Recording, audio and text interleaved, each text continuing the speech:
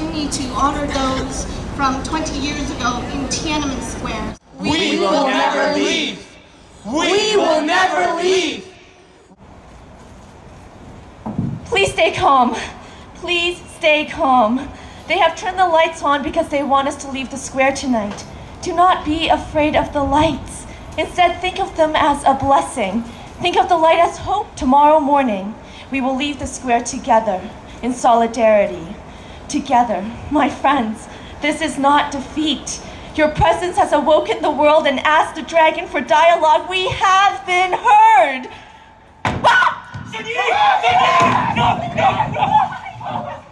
Okay. So where were you the day, June 4th, 1999? I am medical college in a capital city of Hunan province. The name is Changsha. Okay. And then how close is that to Tiananmen? It's a big city. We have our own student movement in this city. Yeah. So how is your student movement compared to Tiananmen? We don't have a big square, but we still go to the streets. Yeah.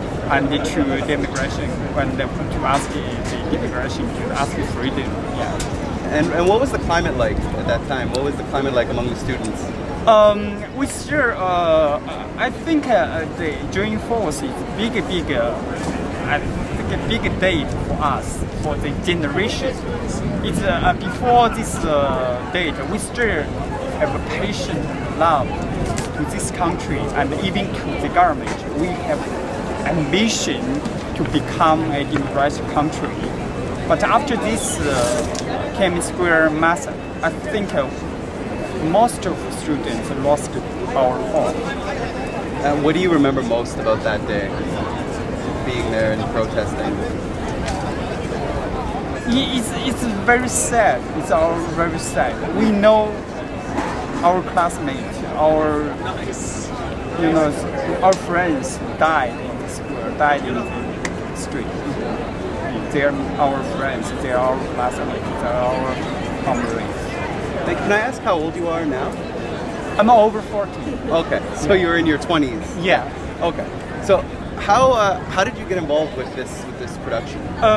Actually, I have been in Canada more than 10 years. I always getting involved with anything with human rights. No matter in Canada or in human rights in China, I always involved. I volunteer for many different organizations. So I think I'm not famous, but someone look at my face and they say, okay, this guy, we know him. He is an activist and he will support this project. He will be there to do performance.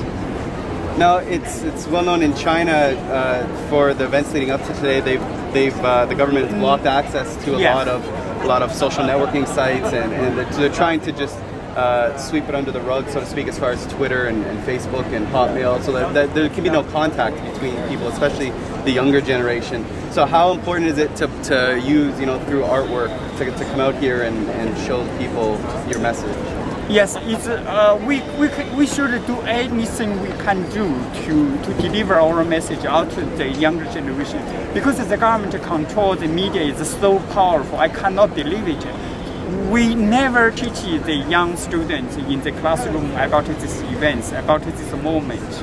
And so many young people, they never know what's happened during this year, during this all over China. So I think we should do, even in Canada, we should do something. We should do my best to do whatever we can do to deliver. And so for this reason, I'm so appreciate Marjorie Chan to write this play and to do the performance. I think it's very important. And one last question. You were there 20 years ago. You're here 20 years later, halfway around the world, still bringing light to this issue. Has anything changed since 20 years ago? Has there been any forward movement, and do you suspect any forward movement in the coming years? You mean in China? In China, yes. Okay, I think for the young people, we have more option to live what they want. But still, one sense, the government still control very tightly. It's political. You were 15 when Tiananmen Square, the event took place. And you were living in Canada? Okay, where in Toronto? In Scarborough. Oh, in Scarborough. So I read a story, and you can correct me if I'm wrong, that you bumped into somebody in Tiananmen Square or from Tiananmen Square. You got some documents from them. Yes.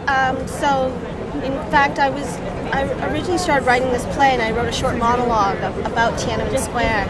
And after I'd finished, someone said, "Are you going to write more about it?" And I said, "I don't know. It's a difficult topic. It's difficult for me to think about emotionally."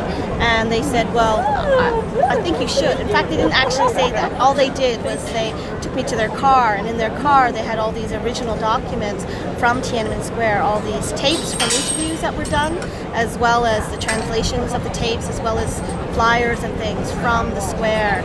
And this was about in 2005.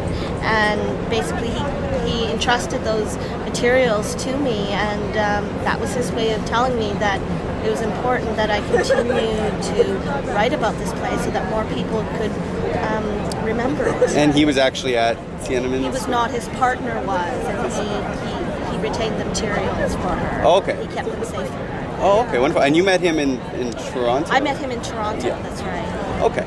And so what, I mean, you're looking at it from a different point of view of, say, someone like Song, who was in China. You were 15 years old, you were here, a student as well, but in Canada. What was it like to watch this happening in your home country from so far away? It's really interesting. I grew up in Canada with my parents who are Chinese, and so we would watch the news together, and we would eat dinner. And in a way, when we were watching it, it felt that democracy was inevitable to me. I couldn't. That was the only thing that was in my mind, because I could see 1 million people in the square. I thought, wow, that's a powerful movement, and they're going to achieve what they want. And when the tanks rolled, when the violence started to happen, I was completely in shock. I was young, and I had an idealistic view of what protest actually meant. And to me, I could not even wrap my head around it, around the violence. And I was so shocked that I had nothing to hang on to. It was so far away, and suddenly, watching on TV, it seemed so close to me. But when the tanks rolled, suddenly they seemed so far away, and it seemed like there was nothing I could do. And all I was left to do was I sat on my living room floor in Scarborough, and as I watched the news footage, I hugged the television because I had no other recourse. I had no other way to reach those students. But in my way, I felt that in my heart. So in terms, for me, I was quite active politically before that, and after June 4th, for me, I discovered, for me, obviously it broke my heart a little bit, and I had to ask those questions. What is the point of protest? Does it mean anything when we stand in the square here, even today, on Nathan Phillips Square? It's taken me, probably 20 years to come back to the fact that yes, it does. Someone may see this. Someone will learn a little bit more. Someone will notice. Now, you mentioned before it was very difficult to actually write the play. How did you get, put those feelings aside and sit down and actually write this show? For me, the materials really fed me in that way. That to read their materials, to see the flyers, to hold flyers that were handed out in the square, the emotion of that, to me, meant that I felt very strongly to want to tell their story, to tell the stories of those people in the square who were students, who were workers, who were people of Beijing, and in a way I wanted to honor that. The more that I met them through the materials, the more I wanted to tell their stories.